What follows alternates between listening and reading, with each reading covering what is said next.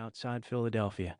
I had been a mediocre student for most of my life, but finally turned things around in college, earning good enough grades to get accepted at Brown. Education has often been the pathway to the American dream, and that was certainly true in my case. Getting into Brown was my big break. There was no way I was going to screw up this opportunity. The first line of my lecture, which I can still recall almost 4 decades later, read, "President Kennedy was a pragmatist who did not impose moral solutions on problems." Simple enough, yet somehow my well-rehearsed words escaped me the moment I needed them most.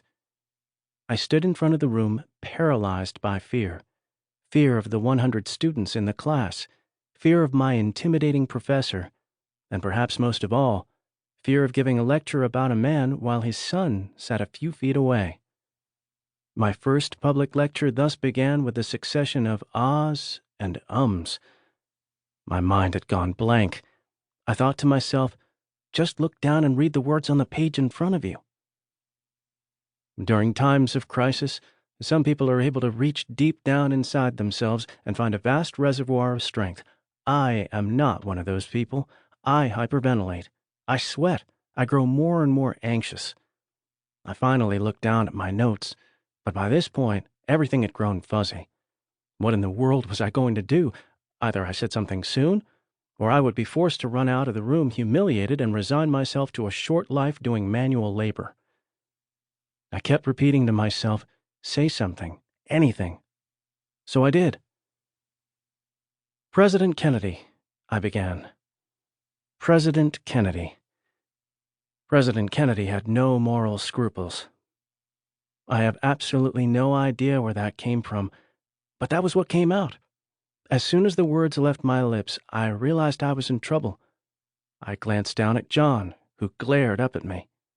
Then a student in the back of the room, who was too far away to see the look of terror on my face, must have assumed that it was all a joke.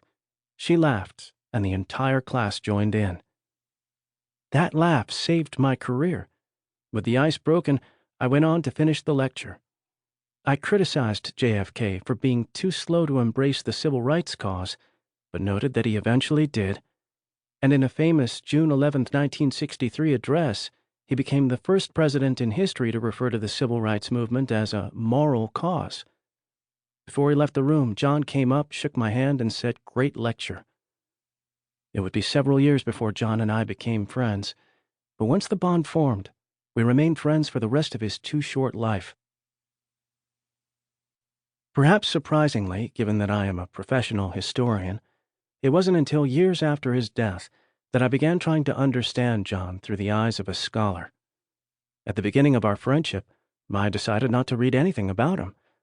I can remember people studying his life as if cramming for a final exam.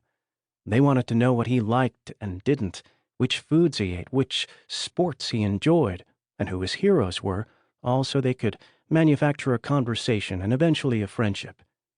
John was very good at weeding most of those kinds of people from his life. I wanted my connection with John to be like any other friendship. When we meet someone new, we have a chance to tell our own story. It may not be completely honest, and it certainly will contain elements of exaggeration, but it's our personal narrative. I never wanted to take that freedom away from John. Therefore, I only knew what he chose to share with me.